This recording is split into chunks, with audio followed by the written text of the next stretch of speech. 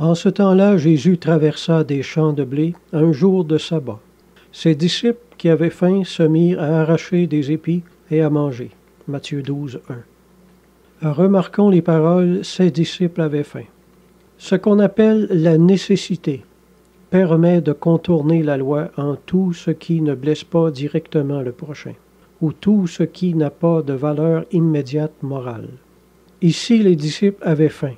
On a fait une entaille à la loi, qui ne leur fit pas imputer par le Seigneur, mais au contraire qui leur fut imputée à justice. Je peux donner quelques exemples plus près de notre vécu aujourd'hui. Par exemple, il y a tous les commandements de l'Église. Bon, on peut les reporter ou ne pas les observer pour des raisons de santé ou des devoirs de charité envers le prochain. Il y a également l'exemple suivant. Ici, au Québec, il y a seulement 1 ou 2 générations, les couples mariés devaient faire un enfant par année, sous peine de péché grave. Ce qui a donné des familles très nombreuses, évidemment. Il n'était pas rare de voir des familles de 15 ou 20 enfants, même plus.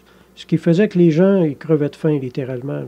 Eh bien, ces couples-là auraient pu désobéir à l'Église et n'avoir que le nombre d'enfants qu'il était capable de nourrir et de vêtir convenablement. C'est dommage que dans le passé, on ne connaissait pas, on ne lisait pas l'Évangile beaucoup. La Bible, c'est quelque chose qu'on associait seulement aux petites églises protestantes. En réalité, c'est l'Église catholique qui nous a donné la Bible. Si les gens reviennent à ça tranquillement, ils réalisent ça, ils en ont moins peur. Il y a aussi les témoins de Jéhovah qui interdisent aux médecins de donner du sang à leurs propres enfants, même s'ils sont en danger de mort. C'est un comportement absolument contraire à l'esprit de l'Évangile.